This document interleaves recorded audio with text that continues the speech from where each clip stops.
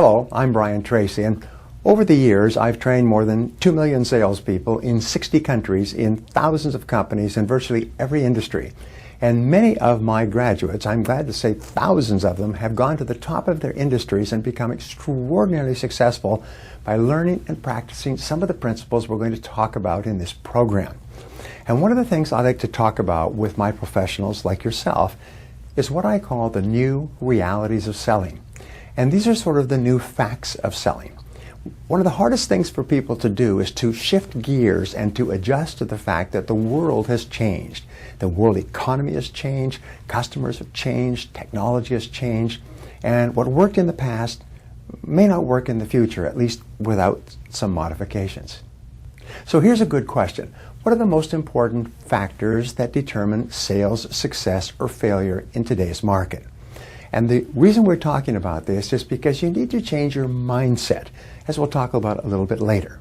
However, in every market, in every industry, there are salespeople and customers who continue to make sales and grow and prosper. One of my clients who uses some of these techniques is in a market that has declined by 32% in the last couple of years because of the economy and because of competition. His sales have grown 40%. And he's continuing to expand, and his profitability is continuing to expand in a declining market. Now, why is this? It's because he is doing things differently, and as a result, he's getting different results. Now, here's the fact, new reality. Because of ever greater competition, the great reality of today's life, customer demands, concerns about costs, and uncertainty, the companies and individuals who survive and thrive are fast and flexible in rapidly changing conditions, and so must you be. As Charles Darwin wrote in his book, The Origin of Species, he wrote, "Survival goes not to the strongest or most intelligent, but to the one who is most adaptable to change."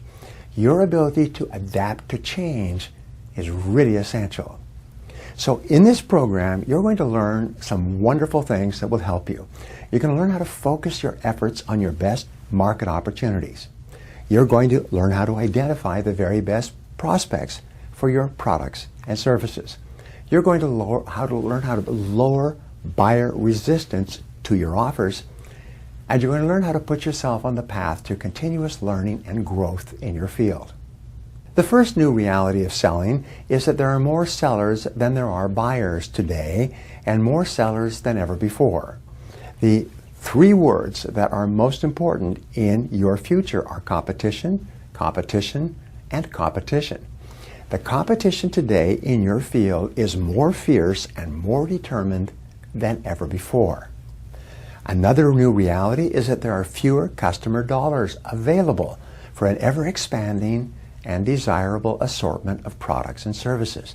Today we have hundreds of thousands of products and services and millions of companies trying to get the customer dollar, and if you're in business, you are competing with them every single day. Now here's another reality. Whatever got you to where you are today is not enough to keep you there or to get you any further ahead. In other words, your level of knowledge and skill today is as high as you can go. The only way that you can move forward is you have to learn and practice new things. Now, selling today is more complex than ever before. When I began selling, I actually started cold calling. And you'd knock on a door, meet the prospect, establish rapport, make a presentation, and make a sale or not, get the money and leave. But today, product and service offerings and prices and capabilities are more complex than ever before, which means it requires more time for a customer to make a buying decision. Today, customer needs and wants and desires and problems are more complex than ever before. Again, extending the time it takes to make a buying decision for even little things. As a result of this, multiple customer contacts and meetings are required to make a sale. You can't just walk in and meet the customer and make a sale with almost any product or service. It takes more time. Now, another major reality today is that selling today requires greater focus and clarity than ever before. My favorite word in selling is always clarity, clarity. Last year in the U.S. alone, they spent more than $8 billion on market research. And the whole purpose of the market research was to clearly identify exactly who the ideal customer is for which product. So here are some questions that you have to ask. First of all, who exactly is your ideal customer? This is so important that if you're not clear about this, you can waste a lot of time approaching and talking to the wrong people who cannot or will not buy within a reasonable period of time. So how do you describe your ideal customer? Well, again, in market research, they find there's two ways to describe your customer. One is with regard to what are called demographics. Now, demographics are things that you can see and that you can measure. For example, the age of your ideal customer. What is it? The educational level of your ideal customer. The income level. The location where your customer lives or works. The family situation. Do they married? Do they have children? Are the family younger or older? And of course, the occupation. What does the ideal prospect do? Now, another way that you can analyze your ideal customer is what are called the psychographics. Now, the psychographics are far more subtle. They are the things that are going on inside the mind of your ideal prospect. These are the customer's desires and their ambitions and their hopes and their worries and especially their fears and their aspirations for the future. In other words, what does your ideal customer really, really want? And especially, where does your ideal customer want to be as a result of using your product or service? If you're clear about this, and you can show your prospect that your product or service will help him achieve his goals and dreams and aspirations, the sale almost takes place by itself. Now, here's another great question, which is the essence of market research, is why does your ideal customer buy from you rather than from your competition? In other words, what is it that you offer that causes your customer to buy from you? Or another way of asking it is, what is your competitive advantage?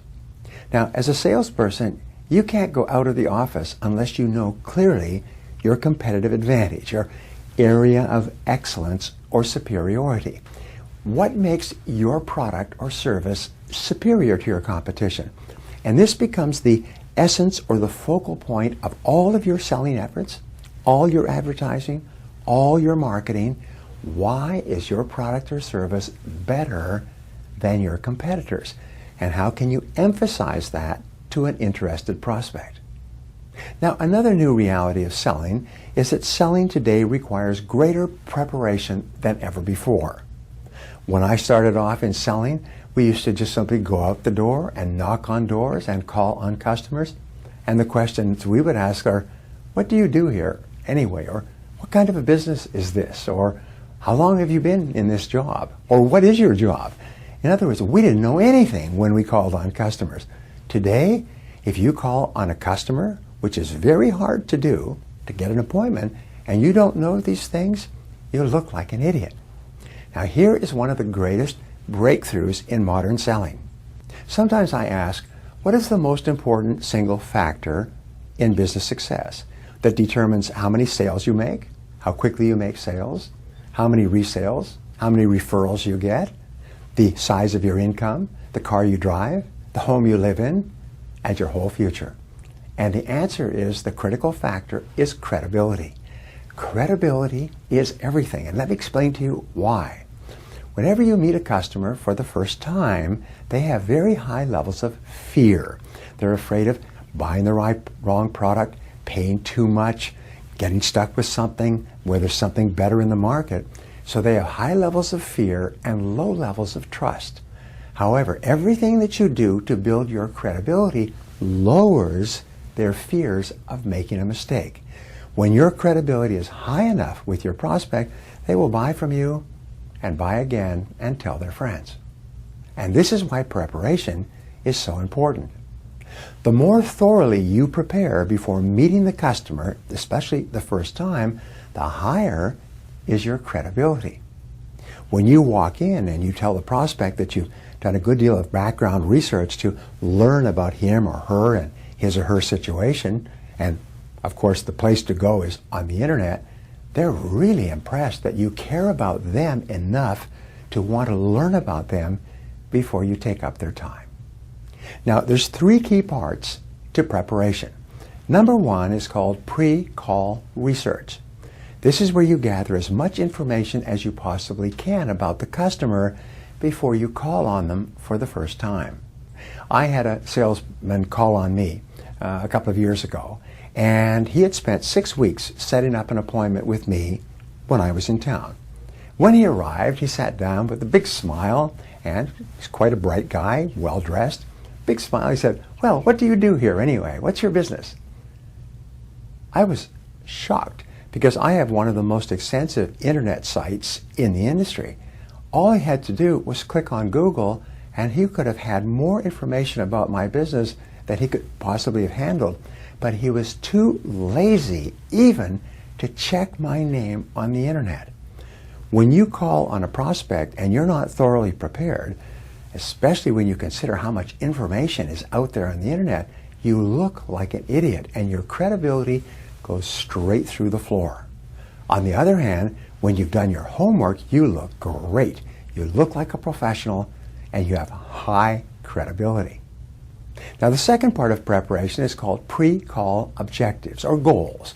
In other words, what you do is you ask yourself, what questions am I going to ask? What is my goal for this call? What do I want to achieve? Now, sometimes people say, well, my goal is to make a sale. No. Sometimes your goal is to find out if this person is a prospect or a suspect. Maybe this person is really not in the market for your product at all. So your first meeting may be just to ask some questions and to find out. I worked with a beautiful sales executive once, and his first 2 meetings were not to sell his product, but were to establish trust and rapport with me, to get to know me and to understand my business without ever talking about his product.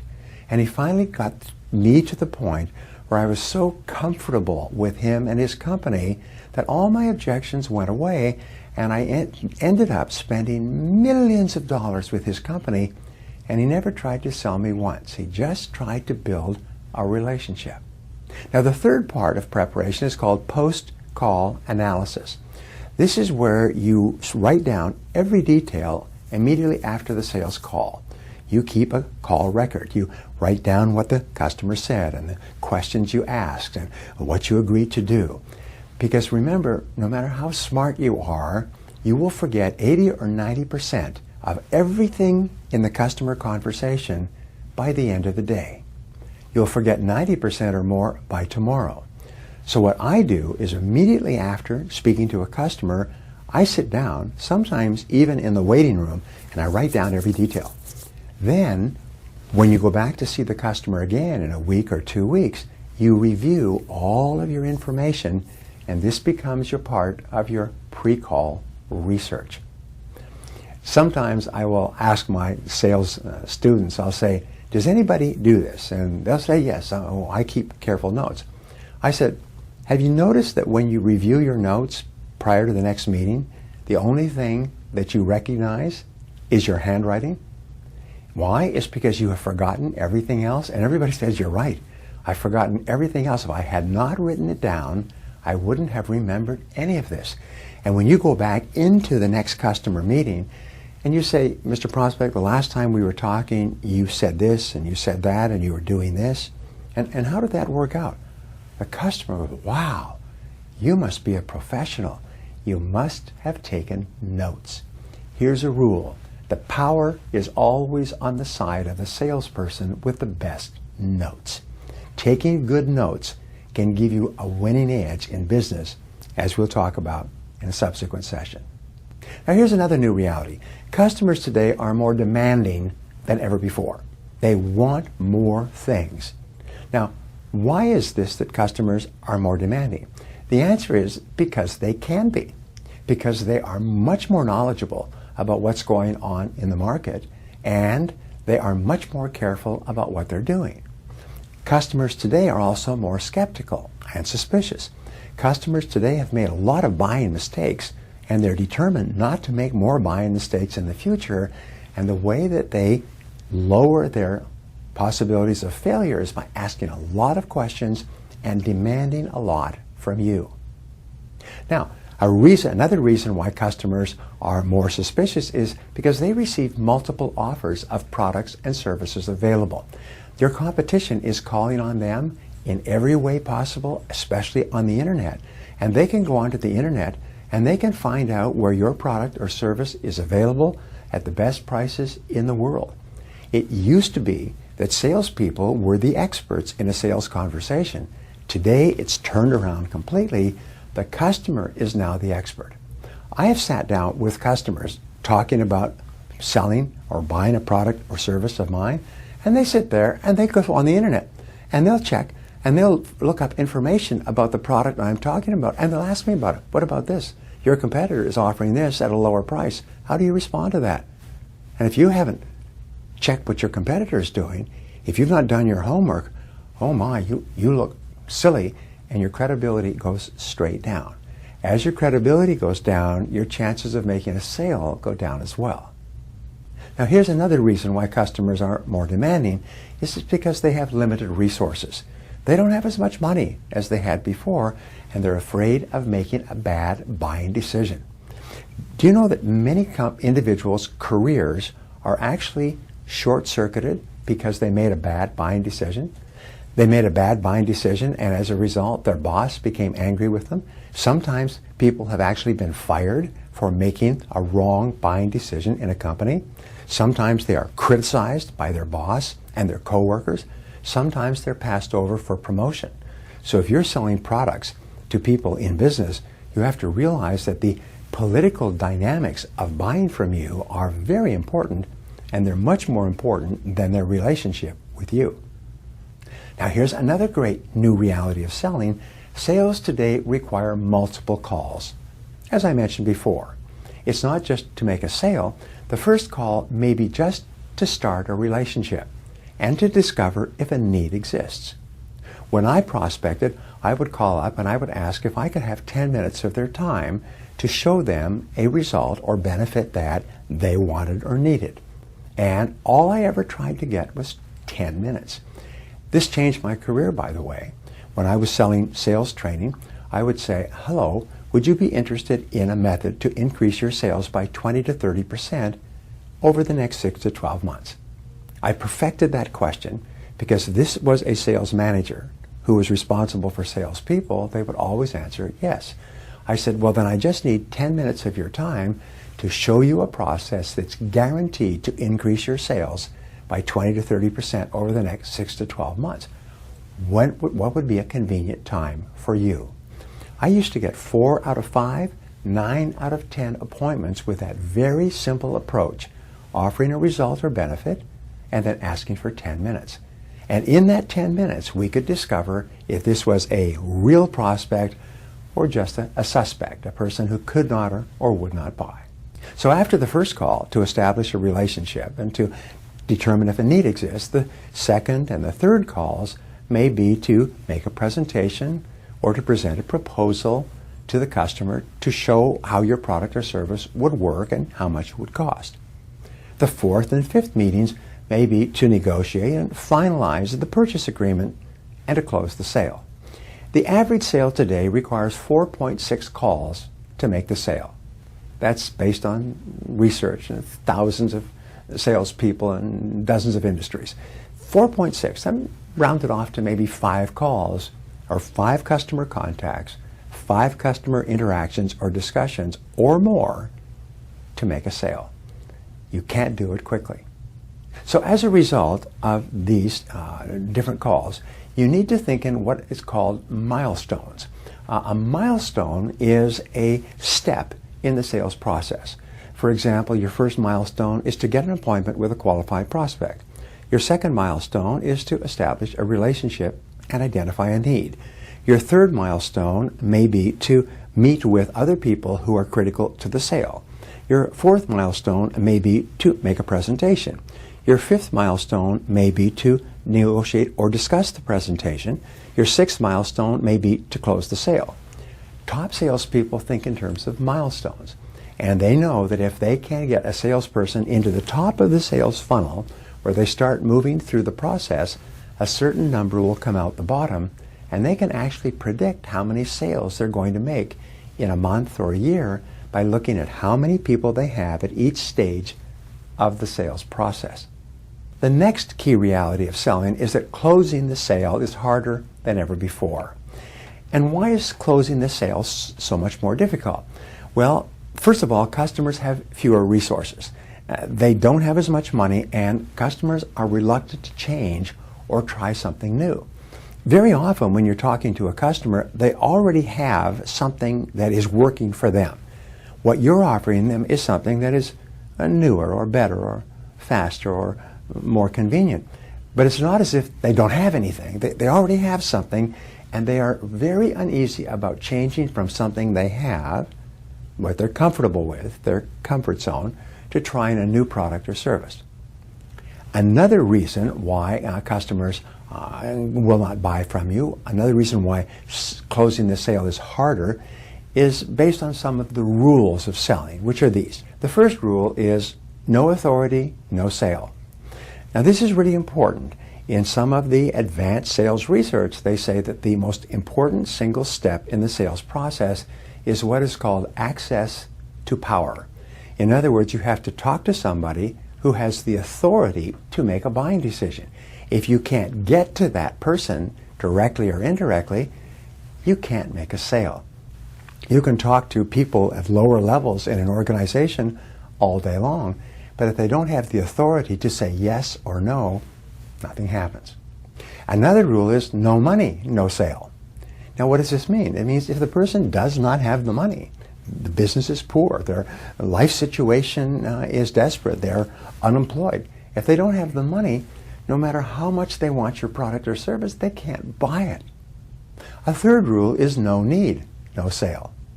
If the prospect does not perceive that they have a genuine need that your product or service can satisfy now, then no sale will take place.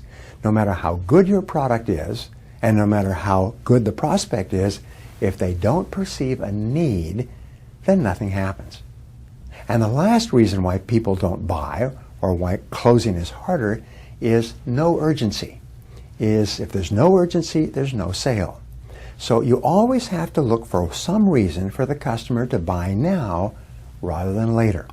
Let me tell you a quick story. I went in to buy a new car a few years ago, and I looked at the car, and I looked at the similar cars in other dealerships. And I liked this car. It was the right color, right accessories. It was everything I wanted, and I was clear about that. And so I said to him, how much is it? What kind of a deal can I get? And then he said, well, there's one thing that you should know. Price was reasonable. One thing you should know is that we can offer you 4% interest rate on this car over 5 years. I said, why? Why is that? Well, the manufacturer has given us a special dispensation to offer actually 3.99% interest if you purchase the car. I said, well, how long does this last? He said, until 5 o'clock today. This is the last day of the month. And the interest rate goes up to 6.75% after today. He had a reason for me to buy now, and I did. I bought the car that day because I could get that special interest rate. So here's the rule. Always, in your back pocket, you should always have a special reason for them to buy now rather than put off the decision for a week or a month. Because if customers have no reason to buy now, then they'll put off the decision forever. Now, here are some questions that you can ask and answer based on what you have learned in this lesson. These are questions that will help you to think about how you can apply these ideas. Number one question, what are the major factors in our fast-paced world that are affecting your sales today? Question two, what will you need to do more of, or less of, or start doing to succeed in the market of tomorrow? Remember, you're going to have to change something, do more or less or something new in order to move to the top of your field. Third question, What are some of the biggest changes in customers and product service offerings affecting your sales today, especially offerings of your competitors? What's going on in the marketplace that's affecting your level of business? Number 4, list 3 qualities or characteristics of the ideal customer for you. This is the customer who can and will buy from you the fastest, the one that has the most pressing need, that has the money, that has the desire, and the kind of customer that you get along with personally the very best. Question 5. What are the most important things you need to learn about your customers before you can call on them? What are the demographics? What are the psychographics? What do you need to find out so that you have high credibility when you go in to see them for the first time? Question 6. Why don't qualified customers buy from you? What holds them back? Sometimes there's just one reason why customers are not buying your product or service. And if you can find that reason and you can neutralize it, you can double your sales. Every great company has found a way to neutralize the reason that holds customers back. And we'll talk about some of the things you can do to achieve that later on. And question number 7, what can you do to create a sense of urgency in making the buying decision with each customer? This alone can increase your sales dramatically. And here's the final question. What one action are you going to take immediately as a result of what you have learned in this session? Remember, action is everything. Decide to take one action and then take that action immediately at the very first opportunity.